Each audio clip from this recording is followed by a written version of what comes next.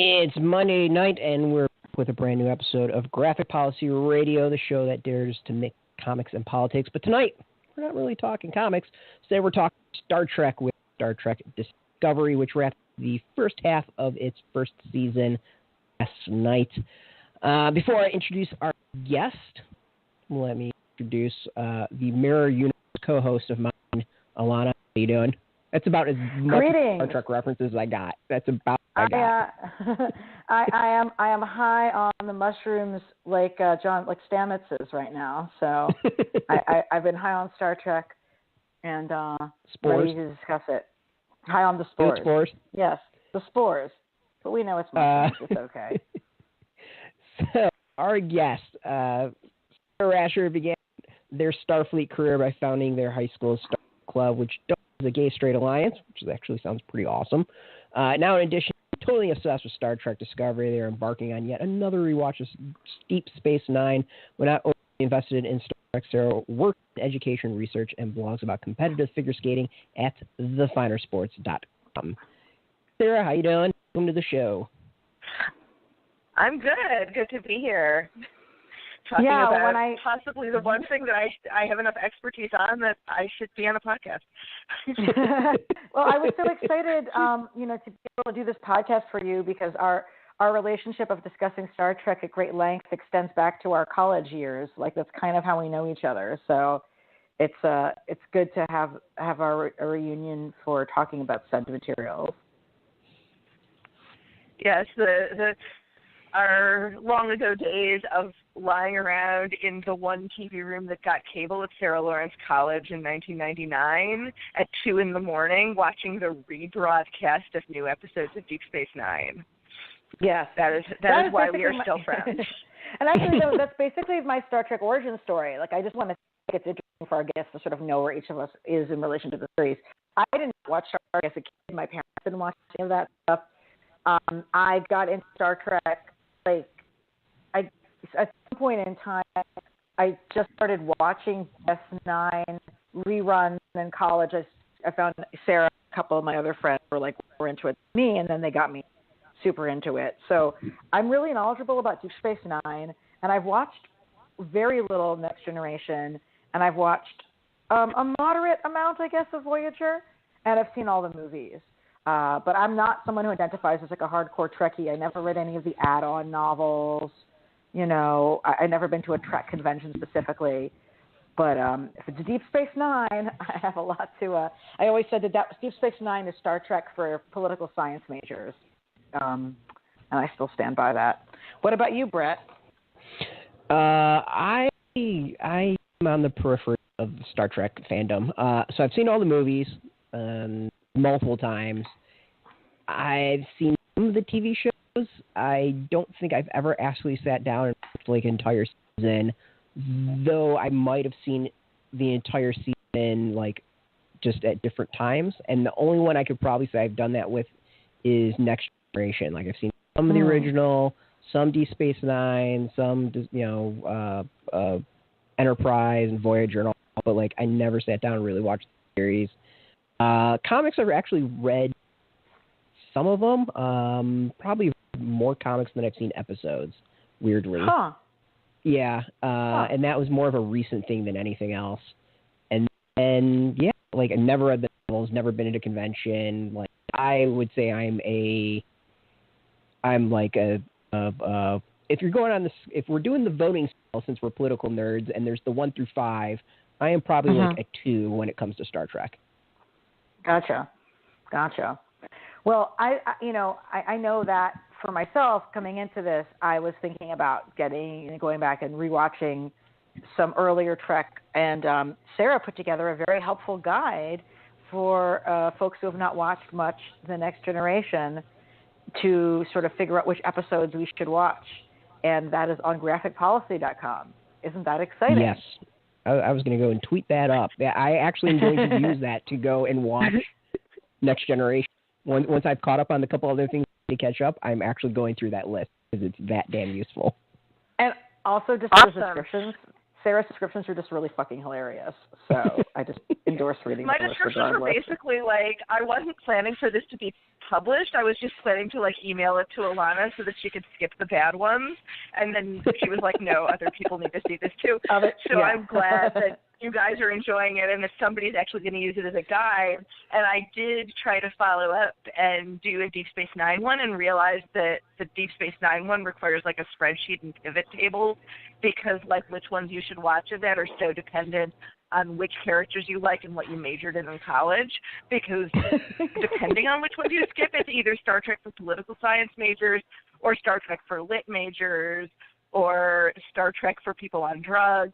So it is my favorite, and it is the objectively best Star Trek. But I guess I should go into my sort of background because I'm sort of here as the expert, I guess. Yeah. And I've seen... Okay, why don't I go into what I haven't done? There are a couple episodes or a couple of seasons of Enterprise that I never got around to.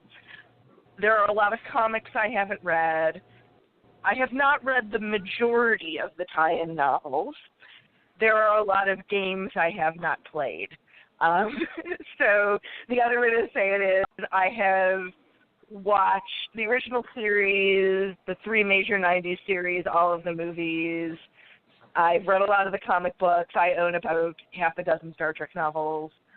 And I rewatch Next Generation and Deep Space Nine when I'm sad.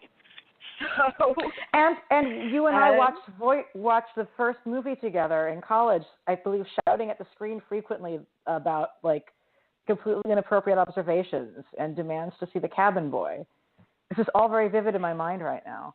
So it's amazing how different this is from any of those things. And I think that like I'm glad that, you know, I'm able to do this podcast with 2 people who are enjoying the show, but who also kind of recognize like the ways in which this is different from where we've come on. And I guess I sort of wanted to start by asking you, Sarah, like as the person with the most holistic sense of like where this fits in the Star Trek universe, I see a lot of like of the people who are negative on the show, and I am not negative on the show. I enjoy the show greatly. Basically saying that this show isn't really Star Trek, and I'd love to hear your response to that. When I got really into Next Generation, which was the first series I got into in high school because of, shout out to Shira Karp Eliezer, who like recently reconnected with me, but who would talk about it as a bus stop until I gave up and watched it.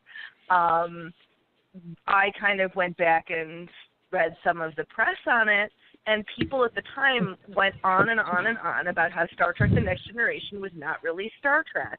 And really what their arguments boiled down to was that Star Trek The Next Generation was made 20 years after the original series in a time with different values and different production capabilities and different expectations of acting style and all kinds of things, because you can't make a 60s show in the 80s and 90s. And I think that really it's the same thing here, where you can't make a 60s show or an 80s or 90s show now in 2017. We have different expectations from television. We expect things to look different. We expect acting to be different. We're much more arc-based and have different social values and all kinds of things. So, I mean, making a sort of throwbacky 90s-esque Star Trek, as much as Deep Space Nine in particular holds up, you just can't do it. You have to make Star Trek 2017 in 2017, and that's really what I think Discovery is. So it's interesting you bring that up, because I've got a few friends who are hardcore Star Trek geeks on Facebook, and I've been watching them talk. And my observation of being like, knowing the basics of Star Trek is that it feels like each is the product of their time, and that Discovery is very much 2017. And, you know, Next Generation was late 80s and 90s, was 60s and, 70s. And it's like if a lot of people say that Star Trek is always like about hope and these other things. Like, I just think they're more of a reflection of what the hell is going on in the world when they're out. And people seem to be, like, missing that with Discovery. Yeah. And I think some of the arguments are really that Star Trek doesn't have that darkness or shouldn't have it, and clearly those people quit before Deep Space Nine and Voyager or season 3 of Next Generation, which is fine, but it's also sort of, I feel like people love to make that like Star Trek is this or isn't this based on which series they like the best.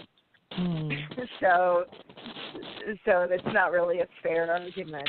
There's people who I feel like are making this is or isn't Star Trek based on the like MMORPG that they've been playing to like deal with their Star Trek withdrawal, which I have not played, but which I have heard is first of all like going to lose me my job if I ever do play it, and second of all, really, really fun.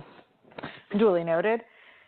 Yeah, I mean, I guess to me, like, the one compunction I have about the show tonally is that I do really believe that there's a great value in having science fiction that helps us view the world in terms of better possibilities, like the opposite of a dystopia. And, you know, we obviously have a great deal more technology in this world, but I was actually a little bit bummed when it turned out it was going to be a war-focused story, because right now I think folks really need help thinking about what a future could be that's a positive future, and I want to like go and see like my post-capitalist world, and like it's not like there was no drama or stories left to be told with that. There obviously are. I mean, I'm completely enjoying the show anyway, but I kind of imagine like it would have been so much harder, but also more radical for it to not be a series that's as rooted in war with people who are different from us. Although every Star Trek series has been fundamentally a show about war with people who are different from us. Yeah, at least at some point. Mm-hmm.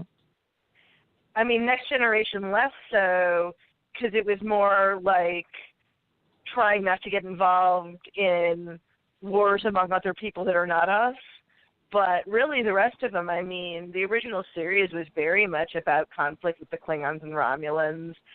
Deep Space Nine is about the Dominion War. Voyager is about the war with the Borg. That's sort of, I think we forget that that's so key to a lot of the running plot lines in Star Trek. Yeah, but I'm just saying that like that's something that I think would be useful, and this could potentially have been like a source for that. But I think it's also beyond where a lot of people's writing strengths lie, frankly. So I think it's also just beyond what people. I think it's sort of people think of Star Trek and they think of it's big space war, space opera. I guess that's always something which Star Wars has served for me in a different way than. Yeah, I don't know if I always thought, like, Star Trek I thought was a mix of everything, like, definitely militaristic. And there was always a war aspect for at least the stuff that I've watched. And for some reason I always, like, I know I watched Next Generation the most, and it felt like every episode that I watched with Next Generation, like, there was some battle going on. Just randomly, that's what all were the episodes I always watched, and it was a lot of the Borg episodes. I thought those were awesome. But yeah, like, at least the past stuff felt like it was a mix. Like, there was hope with the backdrop of war and militarism, in this definitely like utopian type world, if you want to call it a utopian. It definitely is probably closer than we are now. But yeah, like Discovery is definitely dark. And I mean, some of it what's interesting is, you know, obviously we're going to probably talk spoilers on the show. So to warn everyone listening, I think some of that like darkness might have been hinted at as to why towards the end of the last episode, but I mean, we can kind of get into that later, where I think it might be going. Yeah, I mean, I guess when I found out that the show was going to be a throwback, to actually before the other series, I was a bit disappointed with that decision because you really are really hemmed in what you can do, and it's hard to do a show where you're going to have better effects and better makeup and better technology take place before the other things you've already seen. And it was it seemed like a strange choice to me. I don't know if you have thoughts on that, Sarah. And they made that choice at their peril with Enterprise, and one of the reasons Enterprise never really clicked was because it was set before the original series, but everything looked a lot nicer. And that's one of my chief complaints about Discovery too, is that it's supposed to take place sort of shortly before the original series, and it just looks totally different in ways that kind of go beyond production design, and are probably necessary, but at the same time are really jarring when you're thinking like, oh yeah, and like Captain Kirk is at Starfleet Academy now, and any minute now, like it's going to start looking like the 60s. Yeah. I mean, one of the things that, the reason I never watched Enterprise at all was as soon as I found out they cast a white man as captain. After the progress we made, having, like a black character be the running the space base in DS9, I was like, why are we going backwards? Why are we having a white male captain again? Fuck noise. And and when I found out that there was going to be another white captain on this one, I was initially really frustrated by it. He's not the protagonist though. Michael Burnham, who's played by a black woman, is the protagonist very clearly. And I think it's an interesting choice to decenter the protagonist from being the ship's captain. But I still was like, why are you like a random white man here again? At least they gave you a vaguely ethnic last name. But it just seems like sort of treading water in that area. And in general, I think that it felt that was a step backward. We've just been going a step backwards in that way since DS9. I actually think, and I feel like it's. Go ahead. All right. I feel like Discovery has been trying to, and this has more to do with marketing than with the show itself, been drawing attention to, how groundbreaking it is in terms of representation. And I feel like if it hadn't been making so much noise about that, I would notice less that there are really a lot of men and really a lot of white people in this cast. But for a while, they were like, oh, look, first black protagonist, to which the internet responded by posting facepalm gifts of Avery Brooks. Yeah, for real, dude. This show seems to be unaware of the existence of Deep Space Nine. And, it's one thing, I have no gripe with Anthony Rapp or Wilson Cruz not being aware of the fact that, Dax was in a kiss with another woman in Deep Space Nine. I don't blame them for not knowing that. They don't have to sit there with all that lore. But the show Bible and the showrunners should know that. And it feels a lot like people are forgetting what Deep Space Nine established. And, Deep Space Nine, just for folks who don't know, had a kiss between a female character and another woman from her past. And it wasn't a developed ongoing relationship on the screen. And it was definitely sort of played up a bit, for the male gaze. But it was also really, really powerful. And it got the show blacklisted by, right-wingers. And it was a really big deal for us in the 90s. Yeah. And, I just rewatched that episode. And after it, immediately texted Alana, this episode is proof that Dax is the first queer character on this show. Dax is clearly bisexual. Her friends' responses are such that they all know she's attracted to women. None of this is a surprise, and it comes back in later episodes that she's attracted to women as well as men. But of course, they don't ever hang a sign over her head that says bisexual and bi erasure. So I don't think we should be surprised by any of this. But Discovery does have the first major regular characters with a gay sign over their heads, and their relationship is wonderful and one of the chief delights of the show. Mm-hmm. And I kind of feel like if they hadn't, run around bragging about how this cisgendered monogamous relationship between two men was groundbreaking, that I would be just like, this is the world's best stunt casting. I love you, Star Trek.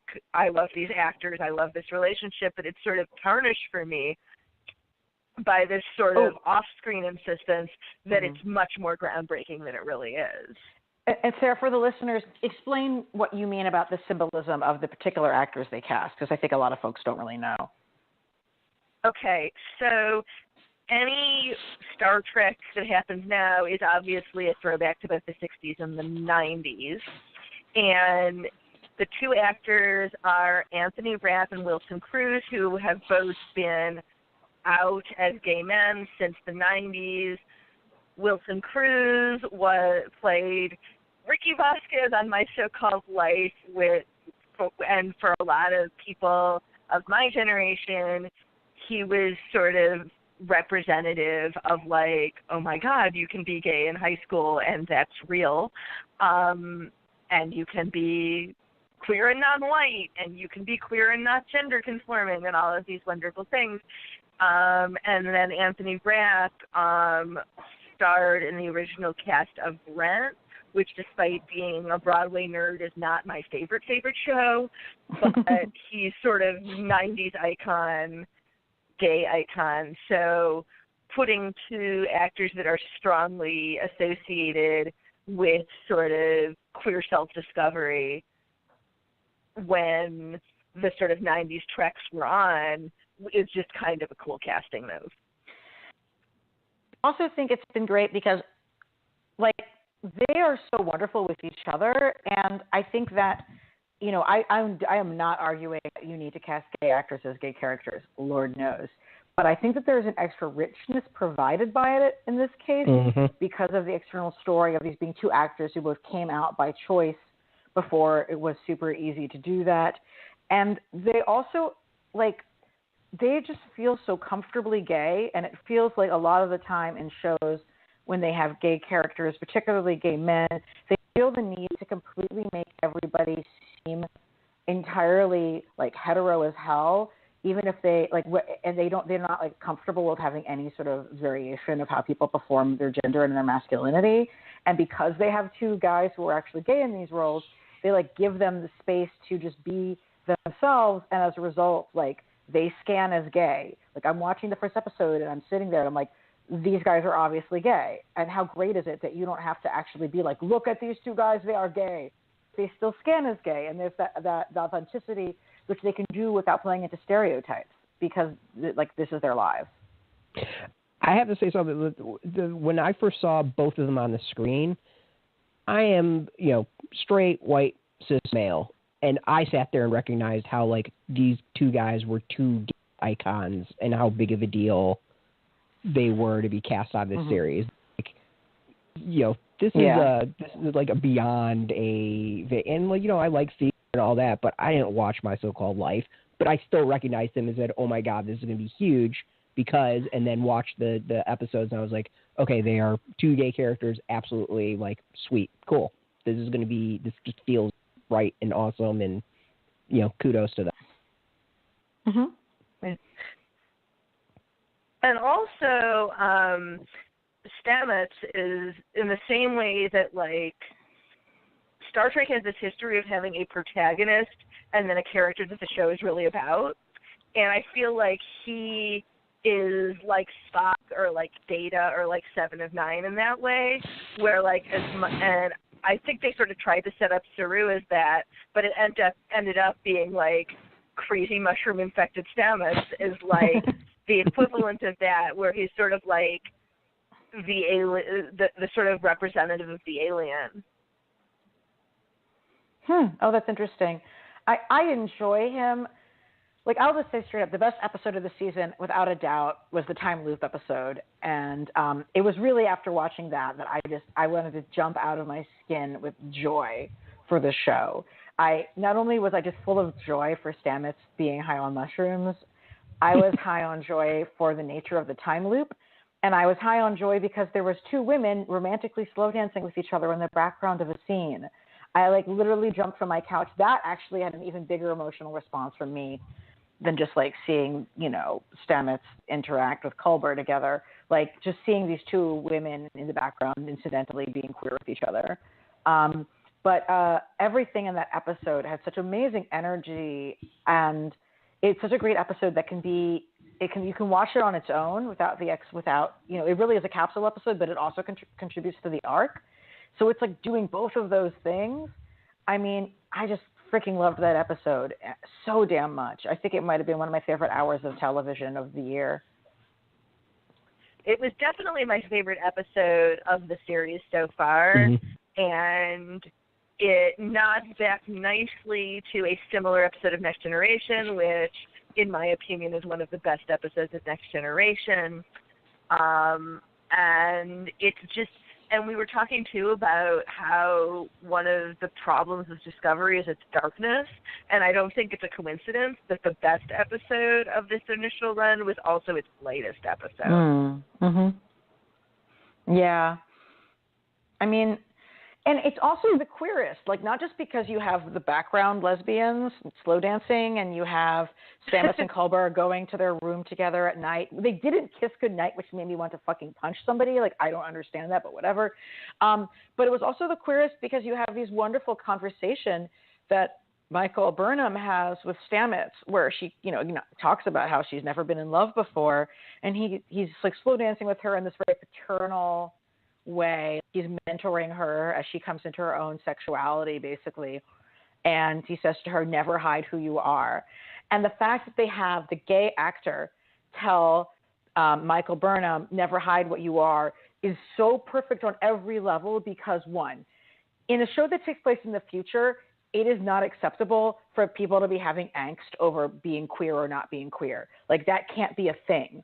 But in the world that we live in now, obviously that is a huge problem that people are struggling with. So by having the gay male character be a guy who's confident in who he is, comfortable in his relationship, he's got his shit together in his life, but explaining to this character who is straight that it's okay to be who you are, that's really a message for the audience, right? So it's not pulling me out of, like my criticism I had on from Thor the other night, where I was saying, like, Thor is not capable of was not Thor movie, but wow, I don't want to go too far down this rabbit hole. But anyway, the point being that, like, the show itself is in a world in which homophobia does not exist. But it's able to convey reassurance that that queer people, are okay as we are, without making homophobia be part of the show. And it's doing that by having the gay character reaffirm the female heterosexual, nominally, I guess, who can say, character sexuality on the show. So that just wraps it up in a bow for me. I hope I explained that well. Yeah, I think you did. Okay. And I feel like a lot of the queer representation really goes back to that, where it's how do you use a world in which homophobia is essentially in the past to still present a pro-queer and anti-homophobia message. And that's kind of what it does. And it ties into another one of my very favorite things about this show, which is a really, really subtle thing. But it's shot in this, like, incredibly gorgeous high def. Just lovingly, and the close-up shots are lit in a way that really draws attention to sort of the angles and the shadows of non-white faces in a really smart way. But beyond that, there are two female leads, Burnham and Tilly, who in addition to melting my butter, is another fantastic thing about the show. But they put no beauty makeup on them, or very minimal beauty makeup. Like, they're wearing standard sort of makeup to compensate for lighting and stuff, but you can see all of the imperfections in the skin of both of the women. And Burnham in particular has some unevenness to her skin, and the light sometimes plays that up, especially when she's under stress or when she's tired or when she's like covered in blood and stuff like that. And I just love the fact that these two women who in reality would not be spending an hour putting their faces on every morning do not spend an hour putting their faces on every morning on this show and look astonishingly beautiful the way they're lit and the way they're shot. Mhm. Yes. Very much.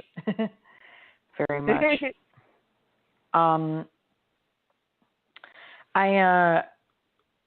I was wondering about, like, there's a couple of, things along the other ways women are portrayed that I was thinking about. Like, we have female Klingons looking much more humanoid than male Klingons.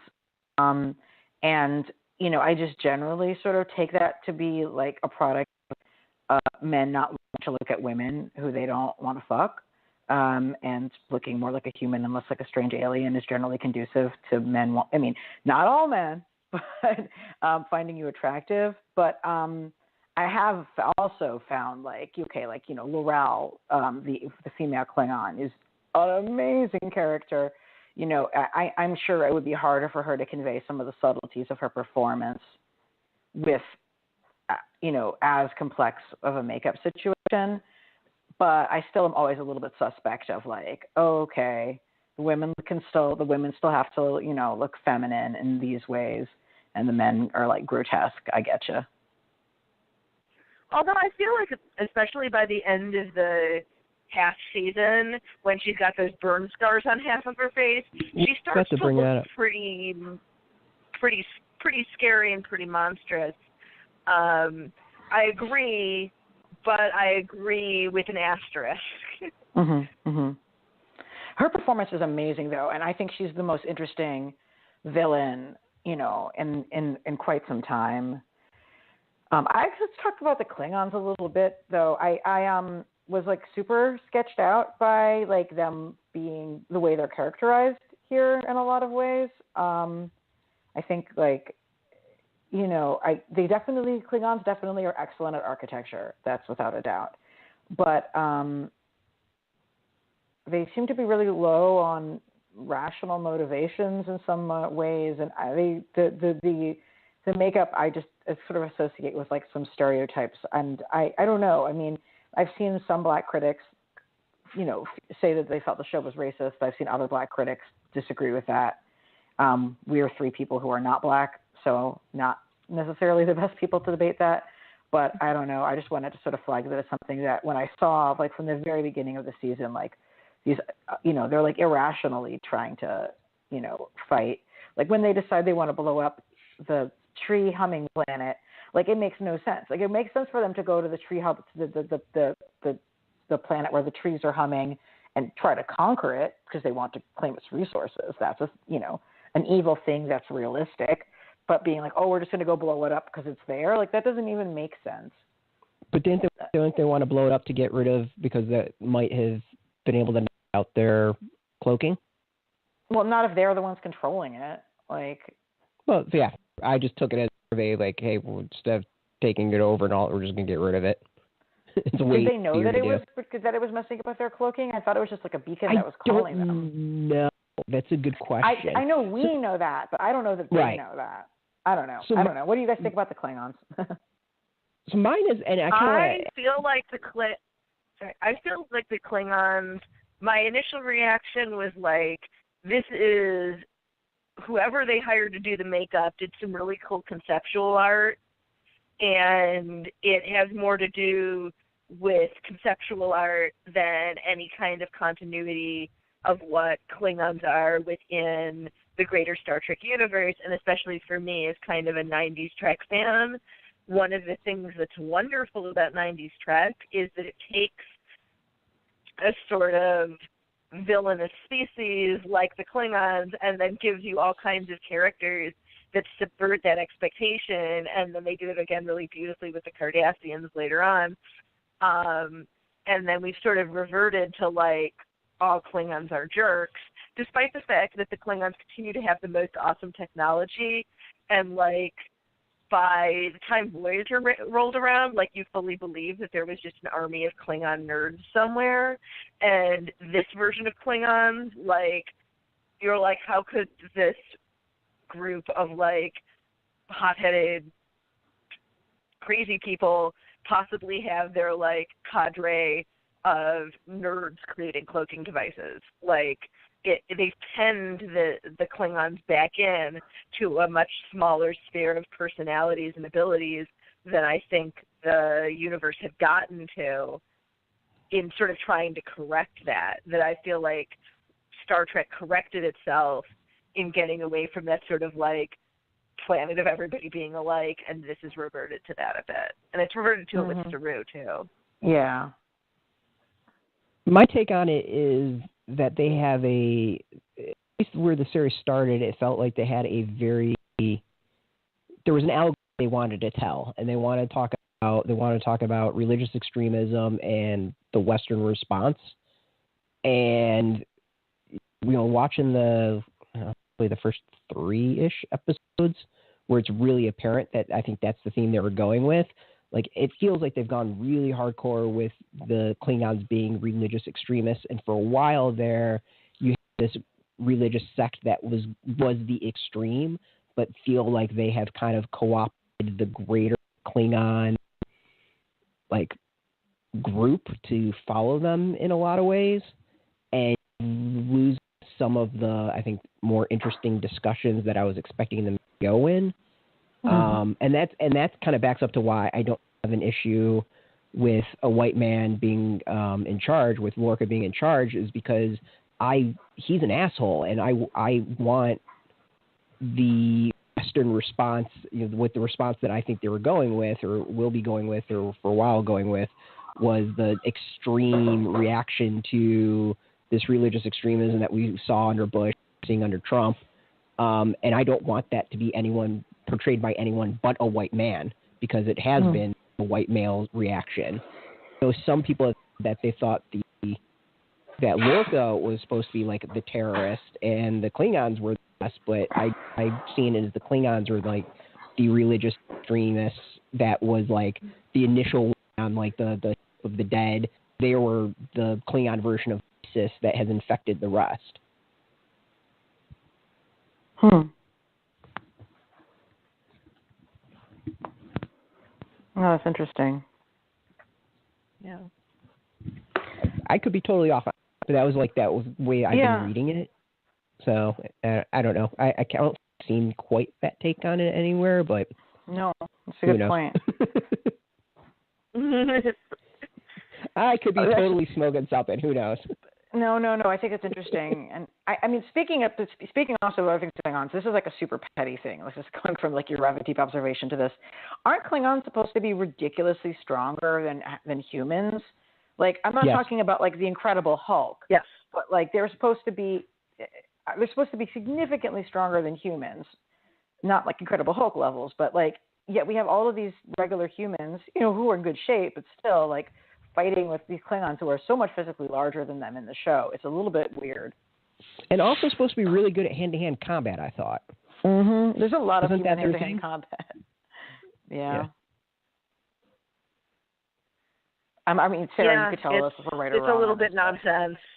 Yeah. No, you're right. It's when you're saying, they're not supposed to be Incredible Hulk, but it's like they are supposed to be sort of like planet where the average person has the strength of, somebody who's in the NFL. Right. So, and like Klingon martial arts are like the thing you learn if you're into martial arts. So they've got that down. And I mean, I understand that like the good guys have to win because they do, but it's a little bit like, maybe not. Yeah, but, it's that's interesting. also space opera. Yeah, I don't know. I haven't watched enough Star Trek to know if this is a common thing. It seems like they're playing a lot of the Klingons torturing people. And I don't know if that's like a normal thing we've seen in other series, or this is just we're just going to do a lot of torture in this series. There's a lot of torture in Star Trek. There's I mean, that might be an interesting article from the Rip Shirt Kirk through the Four Lights or whatever, being tortured by the Cardassians, and there are four lights. Oh my God! Wow. There are four lights. There's a lot of torture in Star Trek. I feel like we might have to bring on Spencer to talk about torture with us as well next time then. But yeah, that'd be a fascinating conversation. I know. This definitely, the end of the season really, dealt with PTSD, and I was very glad it did, because but before it did, I was sort of like, this show better deal with the PST that Ash Taylor must be facing, or else it's really sloppy, because good God, he just survived torture for months on end. And I'm glad the show definitely talked about it and handled it. And it sure shows you how exploitative Lorca is as a captain, that he's like, we're just going to have you go be security chief, even though you haven't had a psychiatric evaluation, any care or downtime. Hope that's cool. Was that? It's beyond just torture. He was straight up raped too. Yep. Oh yeah, we think he is. There are theories that I was going to get to that in a minute, but I wanted to actually. But if we are going to talk about that now, I wanted to make an observation, which is that it was immediately clear to me from the episode in which Ash is introduced, when he says that she took a liking to me. It was immediately clear to me that meant that she was basically raping him and was keeping him alive because she wanted to continue raping him. Interestingly, I have observed that not all men watching the show immediately drew that conclusion, and did not actually recognize it until they saw the flashback in the last episode of the season. And they were like, wait, what? They had sex? And I'm like, yes. The first time you see him, he talks about how she raped him. Yeah. That's right. I took it as that. You did? Okay, cool. Because I just think sort of it perhaps this is something which is so unfathomable to a lot of guys that it isn't, and it's something that you don't see on the shows, but it was I don't know, I thought it was really obviously the case, and definitely it's terrible, and we should talk about that, and he shouldn't just be going right back into the breach to deal with them without getting psychiatric care in between. Well, we've seen that this show, Lorca, there was the scene between Lorca and the Admiral. I'm totally blanking out her name. And the Admiral, she says he's not okay himself. I mean, right. It was a great way to bring in her skills as a psychiatrist. It was a great way to bring in her skills as a psychiatrist, Cornwell, to have her to have her try to talk him out through his panic attack. But not panic attack, his flashback. But I did find it a little bit corny that it's his thoughts of his love for Michael Burnham that what shook him out of his moment of terror on the ship. I was like, really? You're going with power of love as what shakes him out of his PTSD? It's a little corny, but it's also kind of what they teach you when they're trying to teach you how to get out of those sort of perseverating thoughts, is they find your anchor that gets you out of it. So it was corny, but also kind of psychiatrically realistic. So I kind of gave it a pass. Cool. Well, then I guess what we're talking about, that's what Huey Lewis said. That's the power of love. Let's talk about that relationship, because it's interesting. I have very mixed feelings about it. On the one hand, I'm obviously these two gorgeous people are going to be into each other because they're busy being gorgeous. But it also felt very rushed and very look at these people being heterosexual together. I don't know. I kind of have feelings all over the map with it. I feel with Michael's gone through with her past, it feels like it would take her a lot longer to be willing to open up to somebody in those ways. And the way that they're talking about their future together, I'm you guys haven't even had sex yet. What? This is not a conversation you should be having at this point. And I know that war does make people, consider their lives in more stark terms and think about their future in different ways. But it felt like it was a little bit all over the map. I mean, I really appreciated Tilly's relationship with Burnham, in terms of Tilly encouraging them to get together. And I enjoyed their flirtation, and those little pieces of it, obviously, in time loop episode. But I don't know. I mean, did you guys feel like they're a believable romantic relationship with each other? I feel like if it had run at like half of this speed, it would have been really plausible because it's clear what they like about each other and it's clear why they work together, but it just needed more time to be plausible. I feel like for all the reasons you said, like it did. It felt like they needed to get it to a certain plot point by the end of the half season, so they sort of rushed through the emotions. Yeah, it was probably a little bit quick, but the other is, I mean, if he was tortured and she's got PTSD too of her own, it's possible that they might rush it to try to mask other things that they're feeling. So in that way, I think it's somewhat realistic at the same time. Well, I think it's more realistic that he would do that, since he's like, I mean, God, I hate to talk about the fan theories. If he's who he says he is, the other I was about to get into.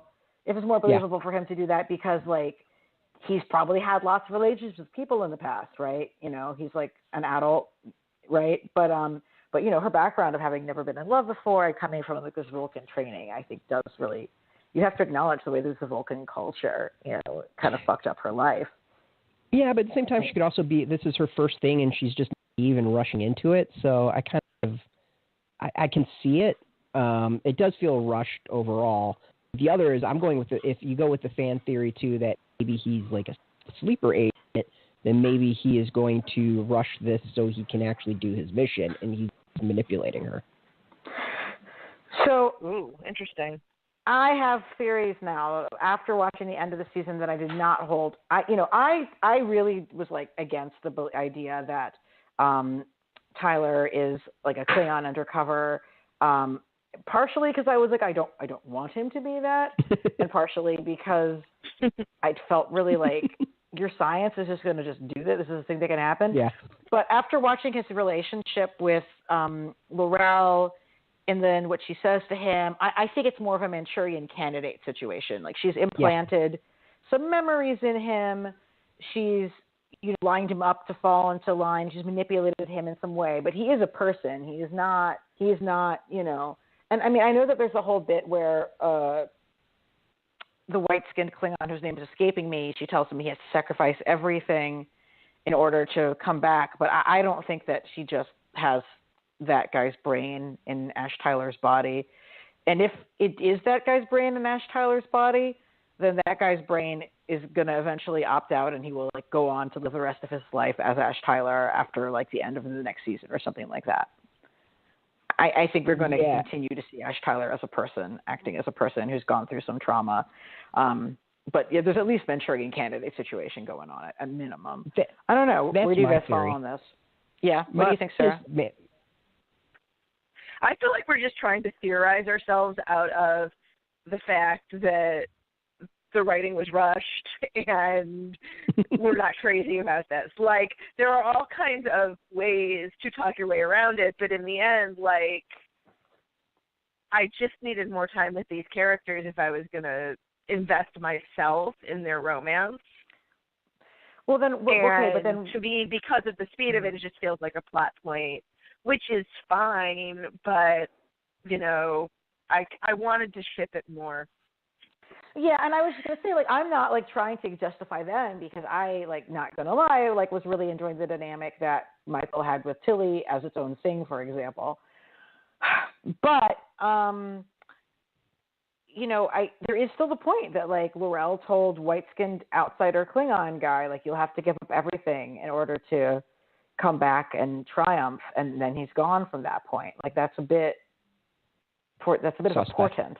It's a bit of a suspect important thing to say. What did she say at the end? At the end of this episode, she called him Sir, I think. Does she? Well, when she's in jail and, like, the alarm goes off and he runs, I thought she said Sir. I didn't quite No, she said soon. She said soon. Okay. It's coming so I wasn't soon. sure. I didn't quite hear. Okay. Yeah. That makes sense. I couldn't understand. Yeah. That's why I wanted to ask both of you, like, what the hell was that? Well, we're here to answer that, definitely, soon. let's go back and talk about like the show handling rape for a bit, because Sarah and I were kind of beginning to talk in that direction briefly, because I was trying to remember, and neither of us remember, and maybe Brett, you'll remember, the internet wasn't helping me. Somebody earlier in the series made a joke about like, maybe it was Harcourt Mudd. It seems like it'd be in character for him to say that because he's an asshole. Made some sort of throwaway joke about like, you're getting it on with a Klingon. Like, don't humans not even have the right, don't humans not have enough dicks basically for that? It was essentially some joke about that basically. And that was sort of a throwaway line, and I was like, oh God. Well, I guess now we know the answer to that question. Duly noted. But now, like, in light of like okay, like the show's actually going to acknowledge that this character was raped, and that that's a significant thing that happened to him, and that he's not just going to brush off. He didn't, that him being raped was not something that enabled him to just quote easy or whatever, like compared to the other people who were being tortured in other ways, and his survivor guilt and all that. Like, I don't know. I think that like that's a kind of complicated and fucked up like line, and I think that I don't know. When we feel think like about Mudd is the real villain of the series. I feel like that's how he's being set up, and he appeared that the same character, obviously played by a different actor, appeared in 2 episodes of the original series, so it's a big like throwback nod for people like me. And scenery chewing, so much scenery. Yeah, chewing. The scenery chewing is consistent. There's a lot of continuity in his backstory.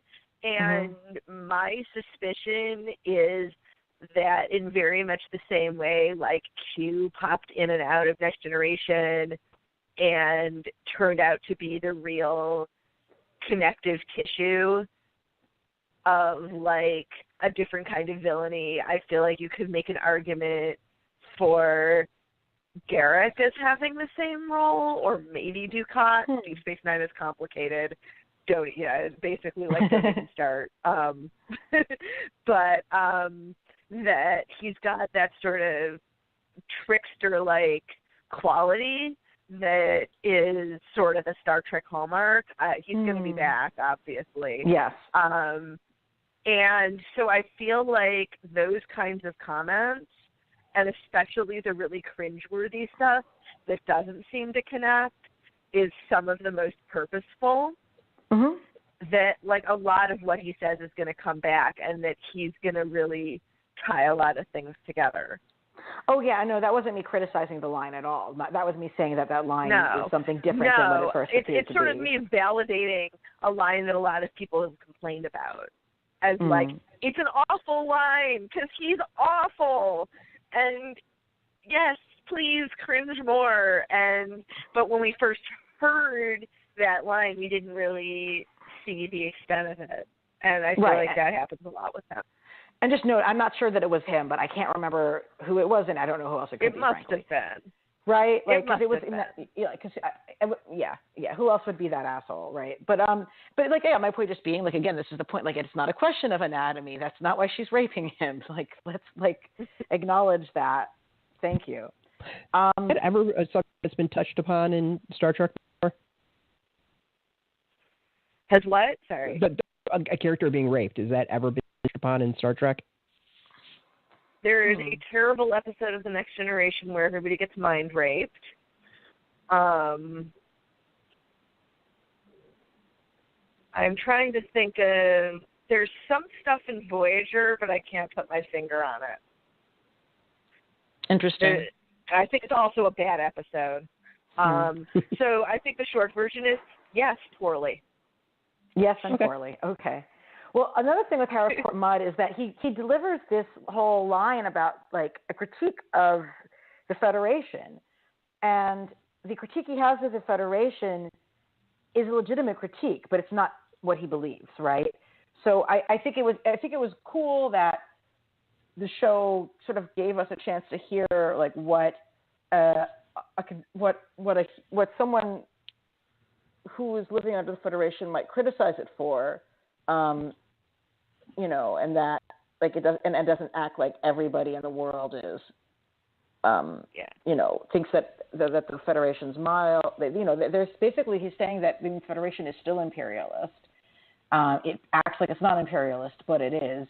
And what if all these other places and cultures don't want to be discovered? I mean, that whole question about the ethics of first contact and all of these rules, which the shows have always sort of mushed up and dealt with and codified in different ways, are really important points. But I don't want anyone to be fooled for a second into thinking Harcourt Mutt actually gives a fuck about those things or has any actual political principles. I have heard a few people seem to be confused by that point. So, yeah. And that question has been dealt with earnestly and thoughtfully, somewhat on Deep Space Nine and extensively on Voyager. So, like, Star Trek has taken on that particular criticism of the Federation systematically by people who really believed it, which should really just highlight even more that Harry Mudd doesn't really give a shit about that. He's just spouting it to piss them off. Yes. And because he knows how to sound like a human. Like, that's like the lines he's heard people say that have made other people have emotions successfully. So those are the ones he's pulling on. I mean, it's basically a war proctor in the show, right? It seems to be playing on both sides and all that. Like, that's kind of the vibe I got from him. So I have a mystery I want to propose to you guys here. Did Lorca sabotage the Admiral's blaster? Now, we all know that he sent her off to go on Sarek's mission, because he's like, oh, good, she's off my plate. Maybe she'll get killed and she won't report on me. Wow, this is a terrible thing to do to someone who I'm friends with, who I just had sex with, but that's the kind of guy I am. I'm Lorca. But I have had some people say that they thought that he sabotaged her blaster to fail. I don't know. That feels like a bridge too far to me.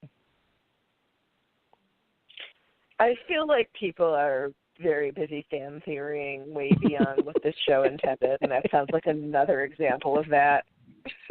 Mm-hmm. We have, the Star Trek fandom is probably the first to raise fan theorying to a verb, and it's just come right back. But, folks, you would agree, though, that, like, he's definitely a character who manipulated that situation to save his own neck. And is just doing that. And like his speech that he gives in the last episode of the season about how you guys were just scientists and now you're war heroes, like that was a really fucking compelling speech. He knows how to manipulate people. Like that's really his skill. And he knows how to get what he wants. And he totally got the... If marketing wants to draw attention to first, it should be, here, it's Lorca, Starfleet's first asshole captain. He got the security guards who were marshaling Michael Burnham to her new place of detention.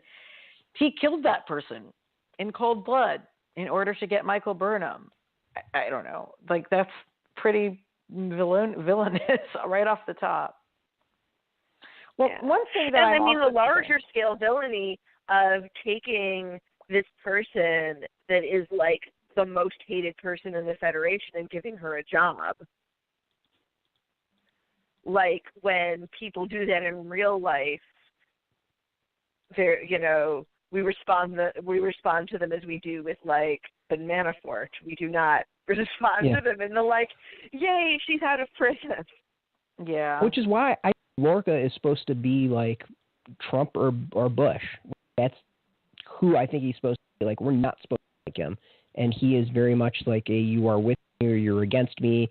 I'm going to do everything. Like, we're Trump mouths off. We're going to nuke them if we have to. That's Lorca.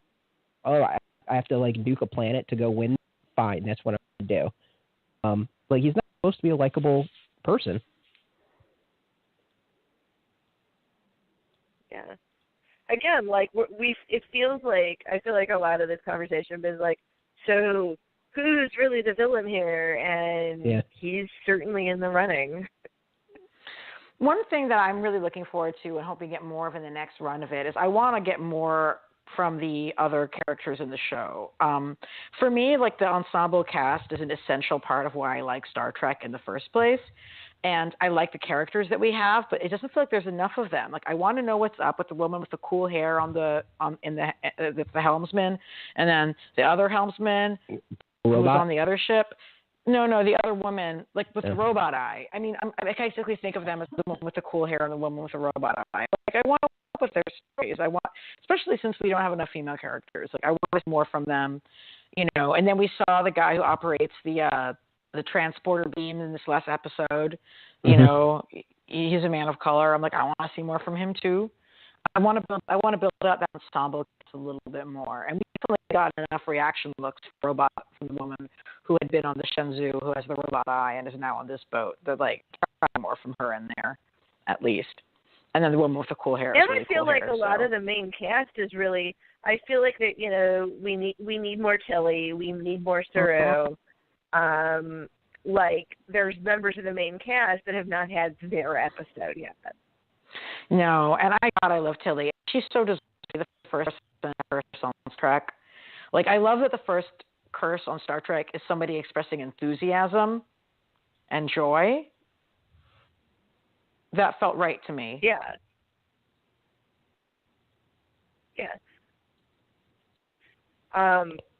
Well, yeah, and I mean, the real first curse word, which I believe is in Generation, it's in one of the Next Generation movies, is a similar. It's Data, like It's a similar sort of feeling, and that if there's a way to like encapsulate what Star Trek is all about, is people swearing about joy.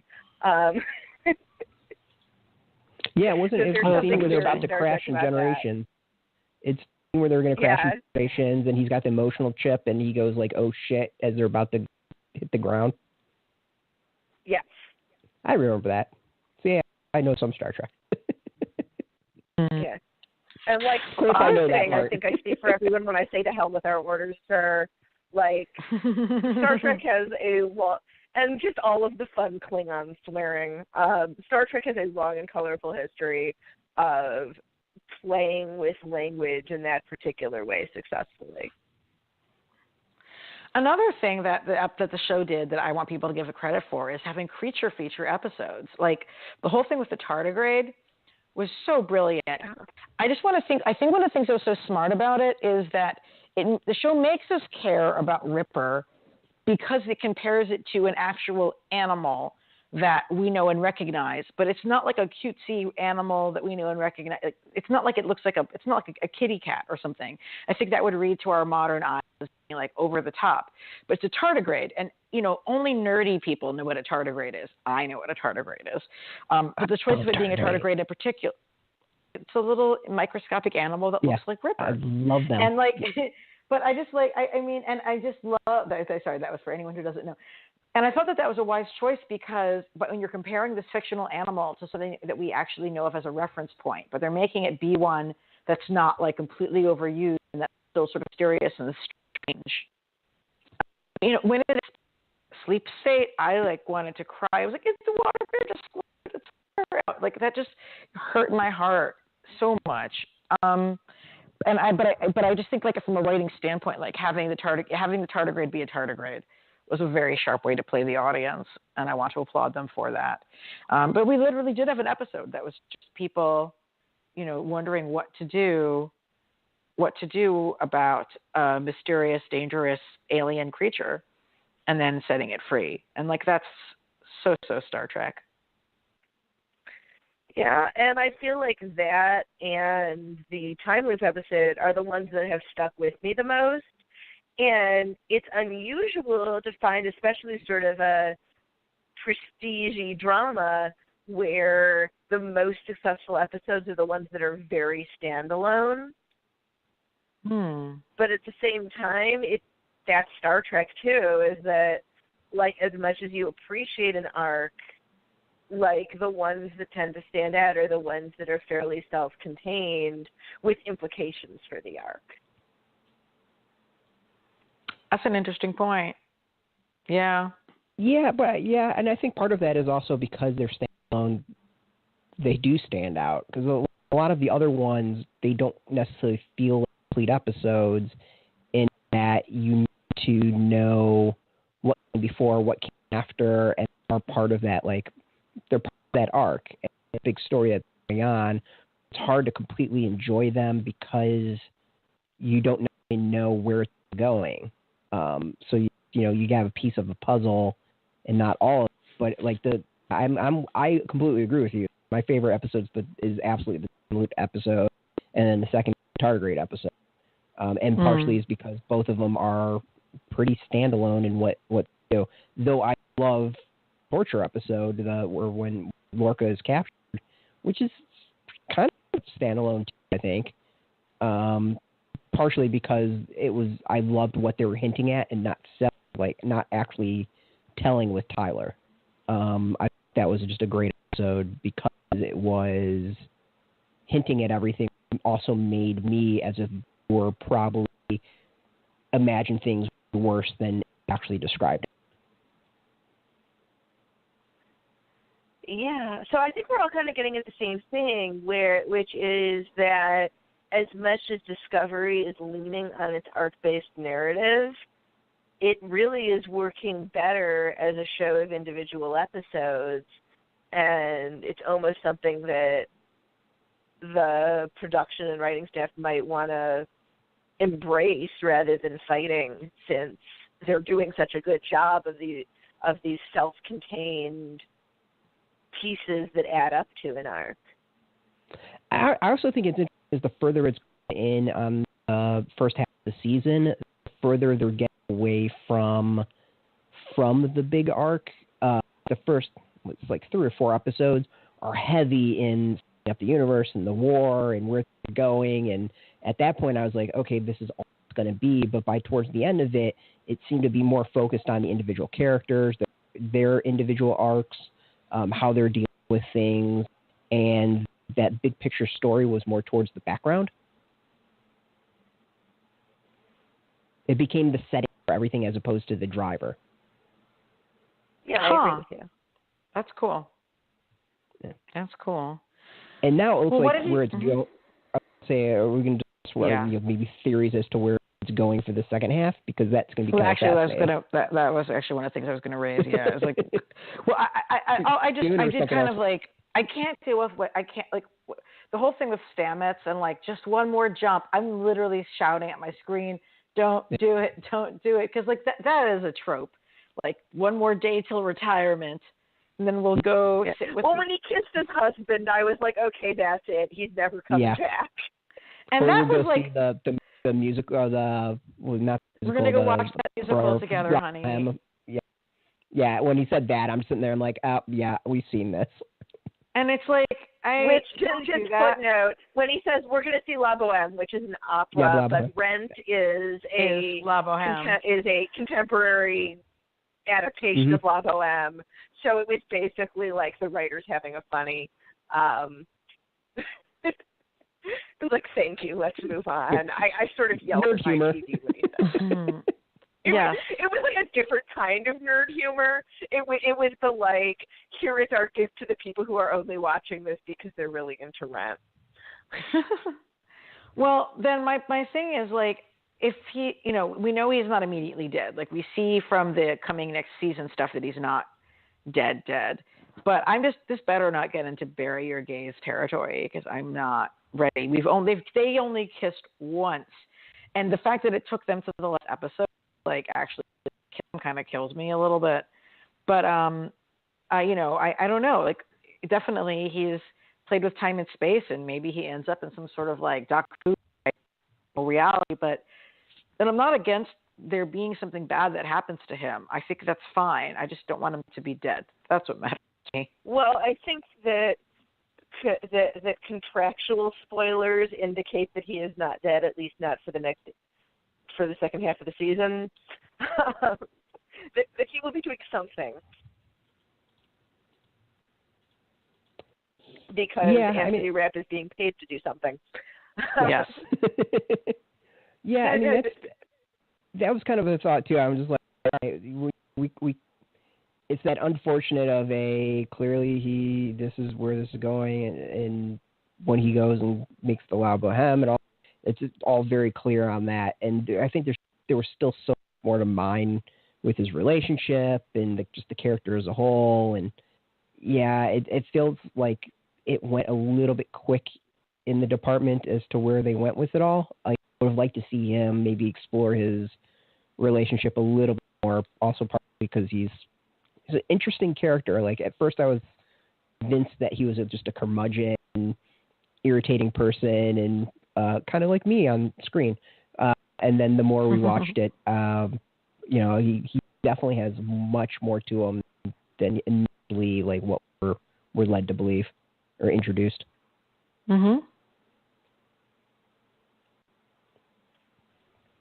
But it's good. Like, and I wish that they'd had the space to do that with more of the supporting characters, and I'm just really crossing my fingers that the back half gives us the same thing for Tilly, for example, which something that we haven't brought up yet, and especially talking about some of the diversity in the show, there's been a lot of fan discussion about Tilly as neuroatypical and people on the autism spectrum saying that they see a lot of themselves in a lot of her behavior.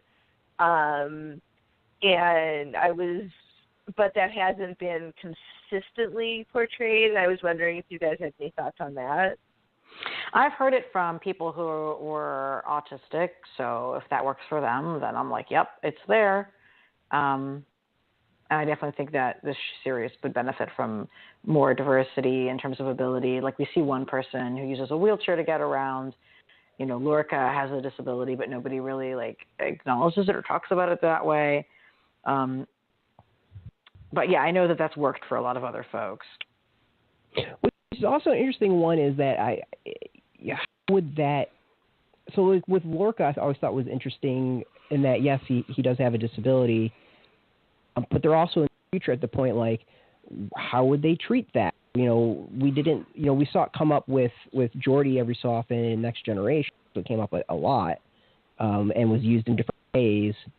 But I don't remember anything, like, really hard that I was like, oh, Geordi is disabled.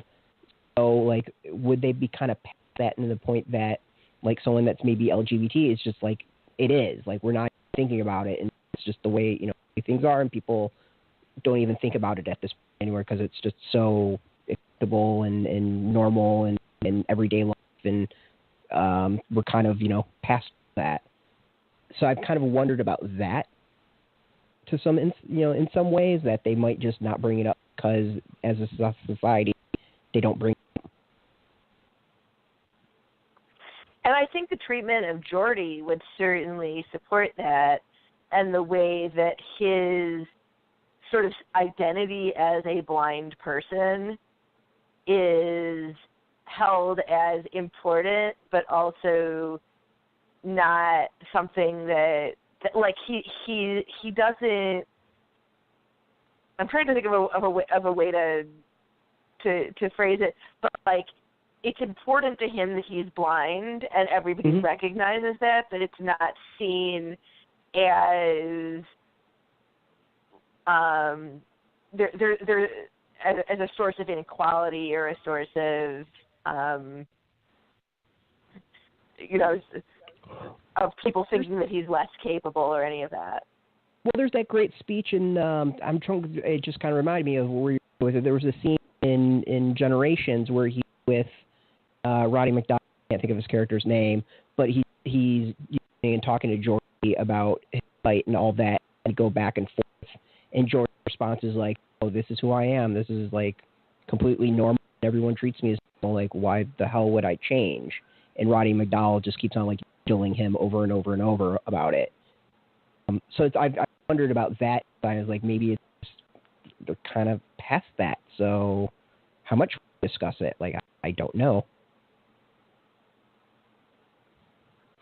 Well, I definitely think it's important to not just be like, oh, disabilities are a thing to be, quote, solved, quote, and in the future, But they don't really solve it. That's the thing that I think is interesting is... Well, that's the point. Like, is you're not supposed to, quote, solve it. It's like, that's offensive. Right. Like, I'm saying that, Right. And they don't. I think that's why I appreciate it, that they don't. Like, Geordi wasn't solved. Like, he's got glasses. It's not like they just suddenly said, oh, got eyes and you can see. Tilly is Tilly, and everyone seems... I mean, Tilly's awesome. I love Tilly. It seems everyone seems like really like and with Lorca, like, he puts in eye drops every so often, and it's it. And his room has to be dim and lights be like slightly turned on. It's not that it just seems like for them it is everyday part of their life, so they don't think about it, if that makes sense. And not just the person themselves, but everyone else around it. It was only like once in the episode, or twice in the episodes, and one was with Michael, and the second one was where they turned on the light really quick for Orca, and he was just like, no. And oh shit.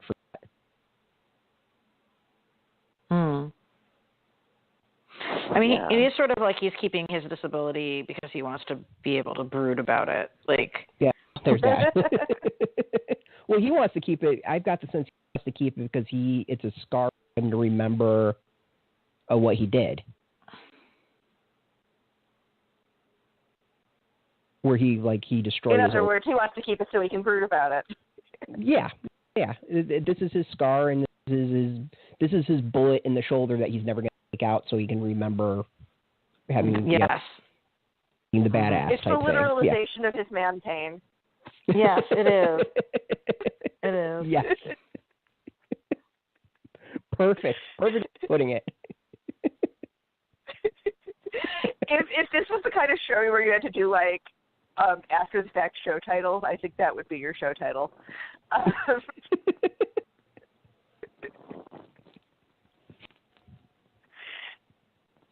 Now, one thing I want to talk about behind the series is I was looking at the writing staff. It looks like there are 3 women writers and only 2 people of color writers on the show. I did not map out the directors because I used to work for the Writers Guild, so I always forget the directors are a thing. I guess I could go do that now. Directors, they're a thing. But they could do better. They could definitely do better than that. They can do better, but they could also do worse. It's acceptable, but could be better. Well, it's certainly like that.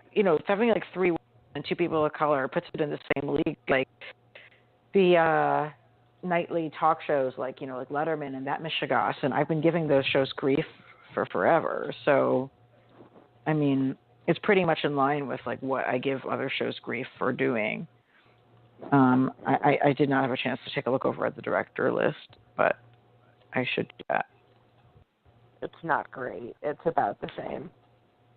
Yeah, a lot of the same names. Oh, Jonathan Frakes did an episode.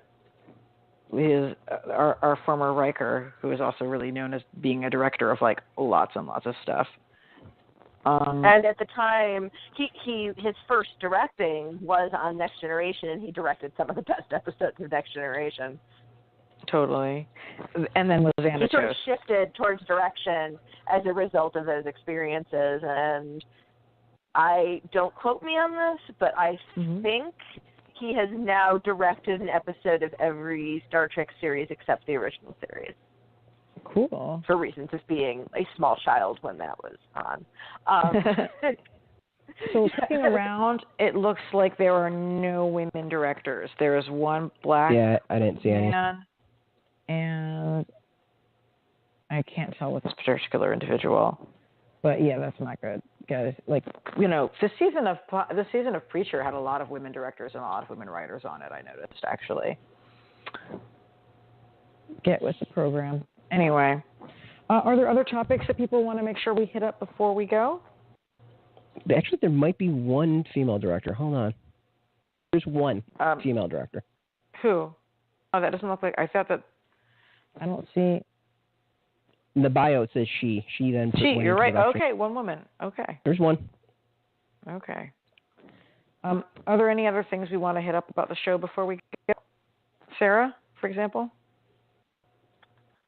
You kind of hit my list. I mean, my real thing that I keep going back to is I love how many different kinds of people are getting into this, and that it's people who have been Star Trek fans forever and people for whom this is really their first Star Trek and they're getting into it through other directions, and that's really neat to me. And it's also just like, go back, watch the old stuff. A lot of it holds up. But and this is a richer show if you know more of the universe, and the more of the universe you know, the richer it gets. Unless you're the kind of person who wants to sit and complain about how like it isn't Captain Kirk. Yeah, that's really, like, that's kind of what I'd hoped for it, was that it would find a different audience than Star Trek has had before. And as much as I think us old Trekkies are a little cranky about things that are different, like, it is succeeding in drawing people by being what it is. Yeah, I wish it wasn't limiting its audience by being on a platform that nobody cares about. Things where it's limited for, like CBS, the dumbest thing you could possibly limit its audience by doing. People are doing an awesome job of pirating it, apparently. I am paying for it. That depresses me because I am not it's the like, problem, but no, I know you're not. I mean, but that definitely depresses me because, like, I want the writers and the folks to be making money off the show being seen. And putting it on a CBS platform that nobody cares about, they've actually done the worst thing they could do on it. And I'm actually, there was an NBC streaming service called CISO that is folding at the end of the year. There's been a lot of, like, niche streaming services that have been dying, and I sort of wonder about what happens to this if CBS All Access fails. Wow, it's a very good question. I don't think about not having access to this. I mean, CBS All Access shows, like, I don't even think so. I'm not really paying attention to CBS because I'm not 80 years old, but, like... There's a Good Wife spinoff, which I actually watch, which is terrific, which is absolutely excellent, and really nobody is watching that, and the audience for this, if you're one of the 3 people who is into that kind of thing, it's really good. And they've got a sitcom that I think is starting. There's been a few things, but not very much. Yeah. Well, there you have it, ladies and gentlemen. Well, we're going to be getting more of this in the new year. I definitely wish I didn't have to wait that long. I really like that last end of the season leaving off. Do you think that they went through to like a different platform? I mean, where are they now? Where is it going? I guess I don't mean the platform.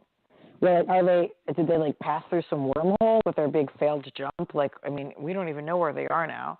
It sort of sucks having to wait for January, but it's not unreasonable to have a season break. It gives some folks a chance to catch up on the show. Right. And Star Trek loves its cliffhangers, so here we are. That's true. It's definitely in line with that grand tradition. Yeah, I think we kind of forget now because we binge it now, but those cliffhangers were a big deal at the time.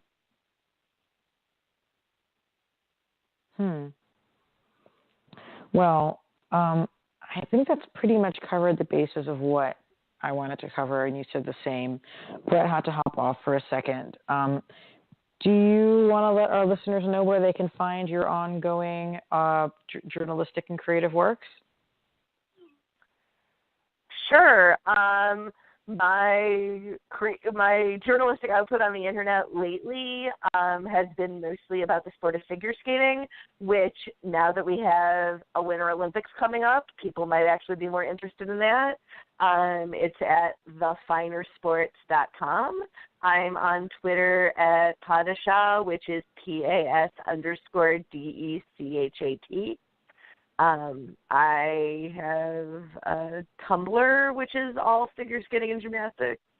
My Twitter is more diverse. That's about. I have an Instagram I never use. That's about it. Noted.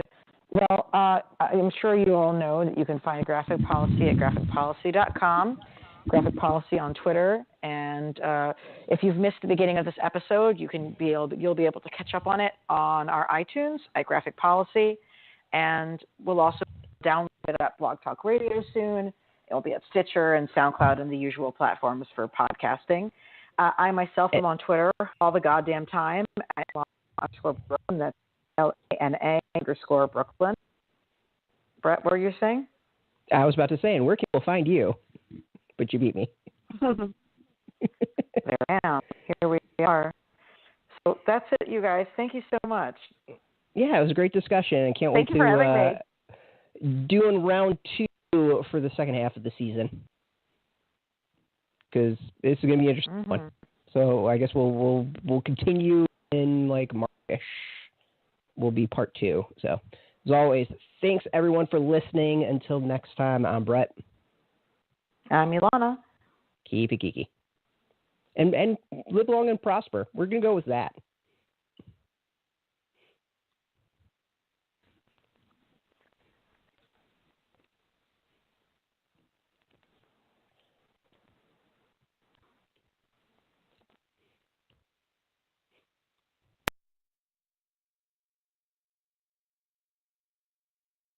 Hey, thanks for watching the previous video from Graphic Policy Television. Just by watching, you help support our site. Thank you so much. Now, if you're watching these videos, you probably care about geeky things like movies, television, comic books, toys, games, video games, you name it. You can go and subscribe right now to our YouTube channel to stay in touch and catch all the new videos, or check out our website at graphicpolicy.com. There's a nice link on this end of the video. But as always, thank you for watching. Keep on rocking and keep it geeky.